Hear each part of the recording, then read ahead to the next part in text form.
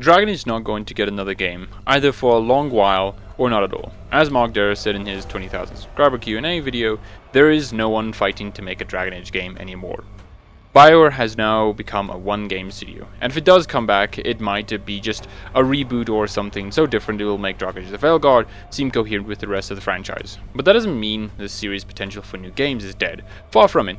Unlike Mass Effect, one of the core elements of Dragon Age is its world. Mass Effect does have a focus around its world, but A, its main focus is shepherd the Reapers and exploring a grand narrative that the player can influence, and B, it's dropped its focus on the world with Mass Effect 2, which used its world more as a background rather than informing large amounts of the game. Biggest example being thermoclips coming into existence, even though Mass Effect 1 established that guns don't need ammo. Dragon Age kept this as a core element by A, changing the protagonist each game, meaning that each game explored different parts of the world, revealing new information and expanding on old lore, and its characters were informed by the world primarily than Mass Effect. And B, Dragon Age to the exciting approach of D&D, filling all the corners of the world, which detailed explanations but added a layer of obscurity, then finally making it a playable narrative, which took itself seriously and made sense. And that is in line with what BioWare did with Baldur's Gate 1 and 2, taking a setting and making it a playable narrative. So there is a lot of games that can still be made in Dragon Age without it feeling like it's stretching the series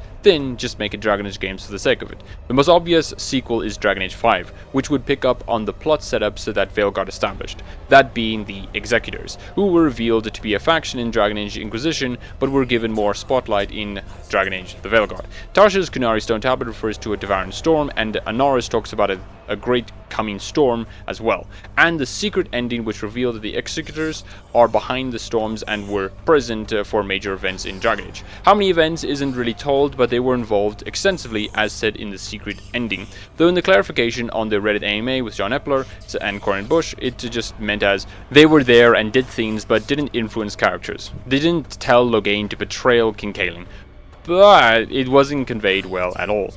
What Dragon Age 5 would do with them isn't really clear. What is known of the Executors is that they come from the east across the sea. They have been around since ancient Elven, and they are very powerful, being able to exert influence without many people knowing for a long time. I speculate that the protagonist could be Rook again, since Dragon Age the VEILGUARD was going to be a trilogy of games, with Rook being the main protagonist across them, and additionally that the game said that the VEILGUARD is watching. But to add context to the decision, Mark Darrah pitched the idea as a last desperate attempt to get Dragon Age funded. Granted, he wanted to try and make games in succession with each other, but still it was a desperate attempt. So, the story could be a continuation of Rook, but instead of another elven god being the threat, it could be investigating the Executors and eventually going across the sea to take them on. But it is just as likely, if not more so, that Dragon Age 5 will have a new protagonist, but the story would be much the same, I imagine, investigating the Executors and eventually going across the sea to defeat them. I also believe the Qunari will be involved, since it's implied that part of the reason that the Qunari are even by Thetis is due to this devouring storm, so a lot of Qunari culture could be explored through it, and it might even lead to the player going to Parvolan to first see what is going on with the Executors and finding something out that then leads to the lands east. Also, going across the sea could serve as a great way to avoiding honoring player choices, because it will literally be at a different location entirely. Gameplay wise, I don't know. Since I don't imagine BioWare using Frostbite for a while, they just might use the version of Unreal Engine that Mass Effect 5 was on, thus making Dragon Age 5 a melee Mass Effect again. Though there is always a chance it might be different, and this applies to most of the mainline Dragon Age games. They all might just become melee Mass Effect games, or they might just shift gameplay genres from game to game. But for spin-offs, that might be different. But that is what Dragon Age 5 might be. There are other mainline sequels that could come about. The Grey Warden questline for Dragon Age the VEILGUARD introduces the Blight changing. Not an additional change that the Elven gods made, but the Blight itself is changing independently. That amongst the whispers and songs there is a new sound, one apart from the Evanuris. And at the end of the questline it shows a blighted heart which has created the new sound. It ends with Evka and Antoine discussing that when the Evanuris are dead, the Blight might still be around and the Grey Wardens might still be needed, as opposed to the earlier assumption that when the Evanuris are dead, the Grey Wardens will no longer be needed. This is clearly set up to still have the Blight around as a threat that can be used for later games, but this time not having the animating force of the Evanuris behind it. It could justify why the Blight looks different again, and it could behave differently as well. This is not trying to free the Evanuris or serve them, but rather just acting out on its own own will. What is this will? Could be spreading more corruption, or it could be something else. The Blight is the pain of the Titans. Could be that the will is similar to that of the Titans' will, but instead of creation, it could be destruction. Narratively, this would be the most similar to Dragon Age Origins, because it's literally just Dragon Age Origins plot. A great unambiguous evil that forces everyone to set aside their differences and petty grievances to unite against a greater threat. And thus, I can't really say much of anything. Where this story could take place could be literally anywhere in Thedas, but it might be somewhere in the north of Thedas because the game might include dwarves, and Orzammar is out of the question because it is in a quantum state. Even with the dwarves being nearly destroyed by the new Darkspawn, they would still be massive differences between Balin's Orzammar and Haramon's Orzammar. But it also is likely that this Dragon Age game could just be set far enough into the future, say 100 years, and have all the choices made before not matter as much, which also means that Rook might not be the protagonist of the game and it will be a new person. This is the safest choice narratively because it was done before, and it's literally just a good versus evil battle, but I would still like it a lot. It would be great if the game would return to the structure of Dragon Age Origins, where the player has to go around the country gathering allies, and in doing so, solving the local concerns before they can help. Dragon Age Origins structure is pretty good and robust one that I would love to see again. But a way they could make this good versus evil battle a bit different is through what John Epler said during a Reddit AMA. He replied to a comment asking what happened to the other universe since they weren't present in Dragon Age VEILGUARD. He answered that they were a shadow of their former selves, meaning that they are insane as due to the death of the archdemon causing them to degrade mentally, or they are simply dead. But that is an or. So what this means to me is that if they wanted to have another Evanuris threat, they could simply have one of the broken Evanuris, free themselves, and be another threat. But that would be weird because they would still be trapped in the Fade. Solus didn't say or imply that the broken Evanuris were moved into his new prison, or he just left them alone. Regardless, for them to break out, it would need to be a threat against the Veil. This possible story could be about Solus again and seeing how he either failed to sue the Blight, or if he tricked or fought him, about him joining the broken Evanuris. It's definitely an idea I like a lot, but one I'm not sure if it would actually happen since the Elves have gotten a lot of attention, so there might be understandable fatigue in regards to the Elves, which I get, but I wouldn't mind. But it also might not be worth it thematically. Solus's story is over and it ended well enough, regardless with what the player did with him. To then have the story bring Solus back as an antagonist or an ally would feel a bit weird. There is a way you could make it work because it would expand on Solus's redemption or his fall to even greater depths.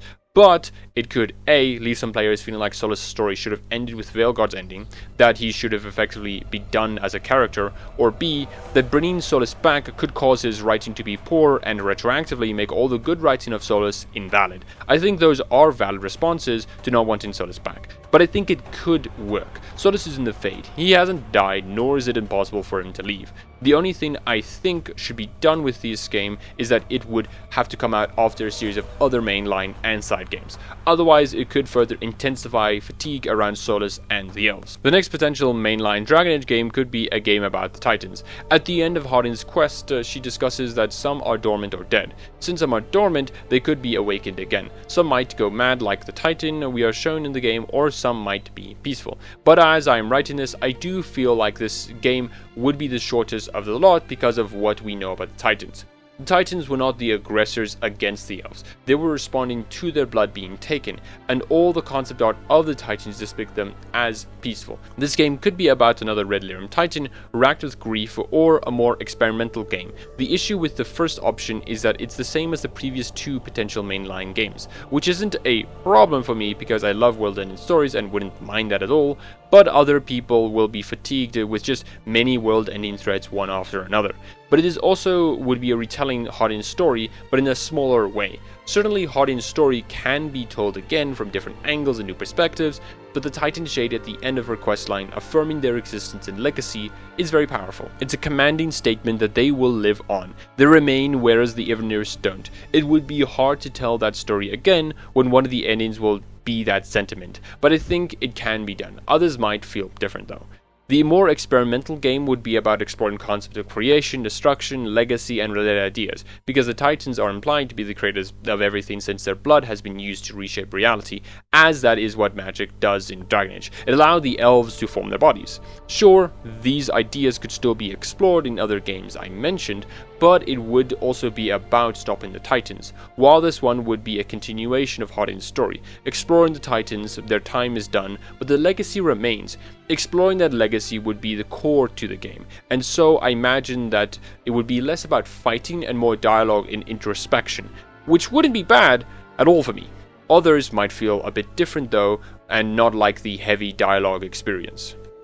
But that is it for all the potential mainline games, and now it's for the potential side games. The first side game that comes to mind is the Dragon Age Tactics game. This started being an idea because Darrah asked on his Twitter if people would be interested in a Dragon Age Tactics game. He then described that the game would be similar to Fire Emblem or XCOM. As you can see, a lot of people said yes, but this game went nowhere. Why? Because years later, Darrah talked about it on his YouTube channel, that he just did the poll to simply show EA this form of community interaction. So it's not gonna go anywhere really. Doesn't mean it isn't possible. There's a reason Darrah talked about a tactics Dragon Age game instead of a fighting Dragon Age game, because a tactics game would work with Dragon Age. As for this game, narratively, it would be a side game. Nothing too major moving setting forward, but depending if this game takes inspiration from Fire Emblem, it'll be about armies moving against each other, and this game could be set anywhere within the Dragon Age timeline. It could be set after VEILGUARD, before it, or even before Dragon Age Origins, which could lead to a lot of great explorations of different cultures and outcomes. Or it could serve as setup for the next mainline game. But if it takes inspiration from XCOM, it might be a lower stake plot, like playing a mercenary going around Thetis, though it could easily fit with previously suggested narratives, because XCOM itself is also about a world-ending threat. The next side game I would like to see is a continuation of Dragon Age Expedition. Now I know it's a show, and if it will continue, it'd be through another season of the show, but I want to play this as a game. I have thought about this very long, and I want to tell you my idea. At the end of the series, it shows that Meredith is still alive. Her spirit still remains encased in red lyrium. She demands that the Red Templars retrieve the Circulum Infinitus, an item that can bring back the dead as they were before, but at the cost of their closest relative dying. Obviously saying that they will use this Circulum to bring back Meredith. Meredith ends the show by saying that she will have her war. This is really cool, but a lot of people don't like it because it doesn't really make any sense. How is she brought back? Didn't she die? Sure, that is what the player sees, but it could just be as likely that she was imprisoned in her body and that she didn't die. I don't think it's an out of left field reveal, especially considering that it could be used for some really great narratives. The first act could be setting up the effects of the Mage Templar conflict, what the veterans of that war are doing now and how they feel about it. Some Templars still hold into the cause that Meredith has championed, or how some have grown to regret it. Others might have felt justified in having not participated in it. The mages themselves are split along similar lines. Some still hold onto the ideas of total mage freedom, while others regret their parts in the war. Then after this is established, the game will be about preventing Meredith from getting the Circulum. This is where the covert commandos idea in Joplin could be reused, where Meredith is trying to be quiet before she is able to start her war. It could then possibly end with her succeeding in her plan. And I say possibly because I would love if the player could be able to stop her in Act 1.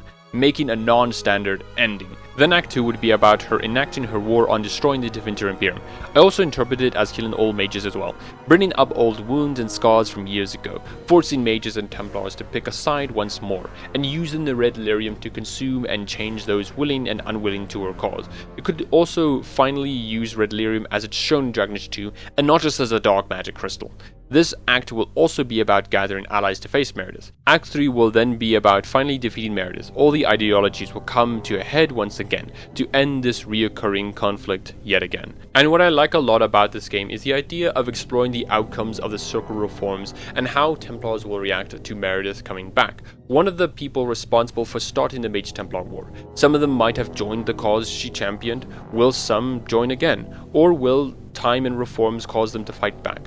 Either way, this conflict could be used to explore the Mage Templar conflict that Dragon Age Inquisition didn't really do, because it was shifting to a different conflict.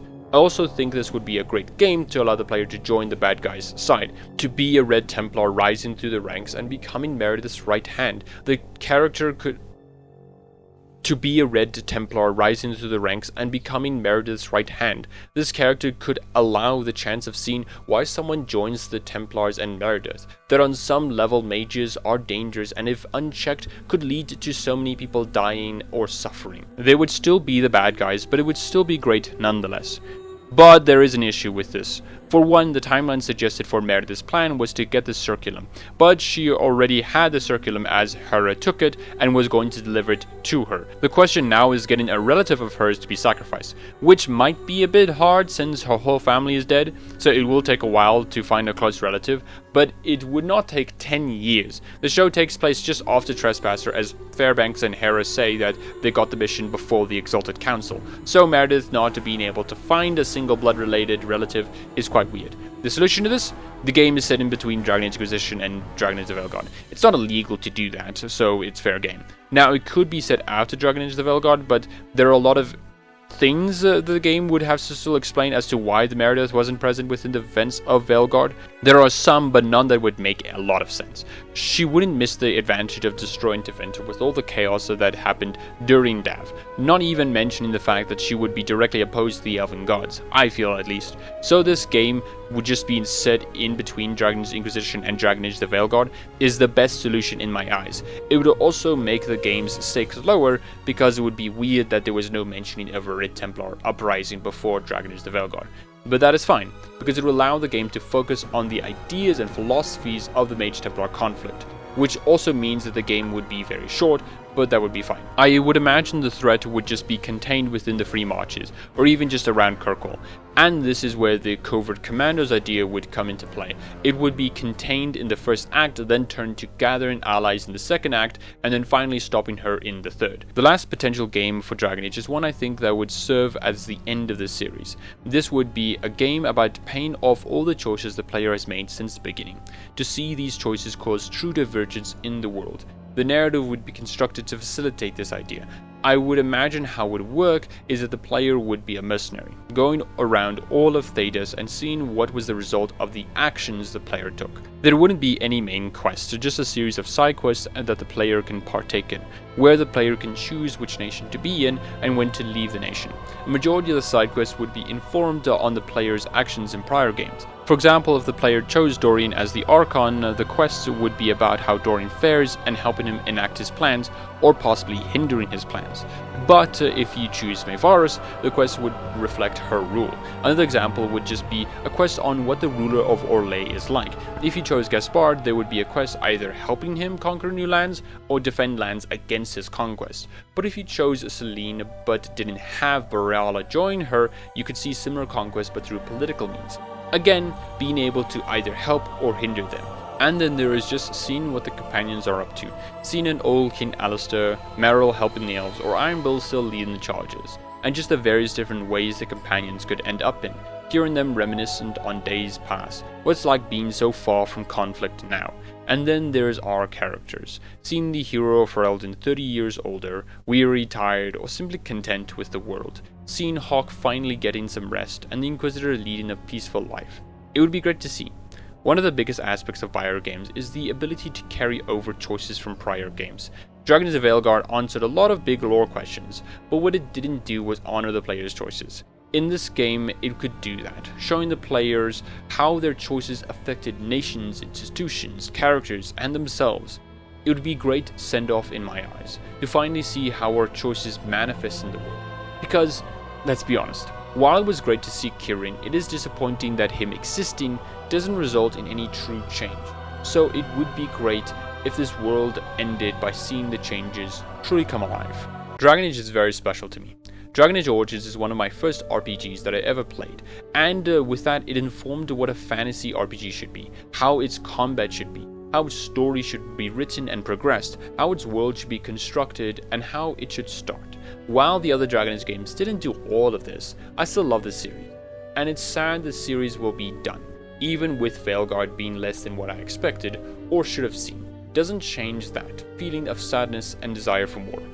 Dragon Age is so full of possibilities, of so many games that are listed here, but of other games as well. There could be games set in every nation of Thedas focusing on different aspects.